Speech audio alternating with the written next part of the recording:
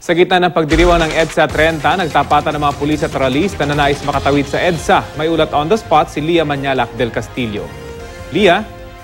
Rafi, tulad ng EDSA People Power 1, may mga bitbit din ng mga bulaklak ang mga relihista ng Grupong Bayan Southern Tagalog Chapter, pero ang pinagkaiba lang nila ay hindi nila ito iniaabot doon sa mga pulis na nakaharang sa kanila ngayon.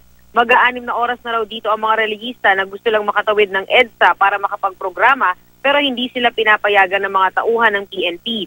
Ayon sa mga pulis, walang permit ang mga nagrarally kung kaya't hindi nila ito pinapayagang makatawid ng EDSA Shrine.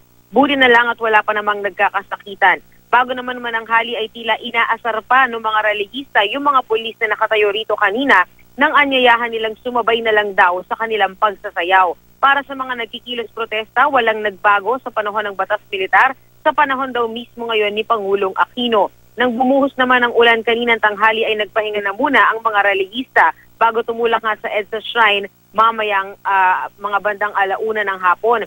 Samantala, Rafi, sa EDSA kanina pasado 8:00 ng umaga na magsimula namang maglakad ang mahigit sa 1,000 tauhan ng PNP at AFP mula sa Camp Crame patungong EDSA People Power Monument para nga sa tradisyonal na pagsasadula ng nangyaring salubong noon sa EDSA 1.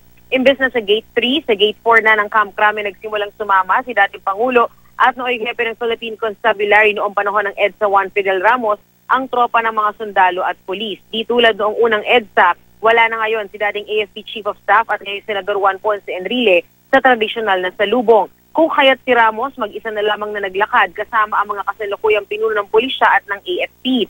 Sinalubong si Ramos ng grupo ng mga sibilyan at mga madre kabilang na yung ilang orihinal na mga madre na kasama rin noon sa unang EDSA. Nang magtagpo ang dalawang grupo sa gitna doon mismo sa EDSA People Power Monument ay nagsaboy na ng puti at dilaw na confetti ang mga dumaan na chopper. Kasabay naman ito ang pag-awit ng Ryan Cabiab Singers ng kantang Handog ng Pilipinas sa Mundo na umalingaw-ngaw nga noon sa EDSA 1. Rafi?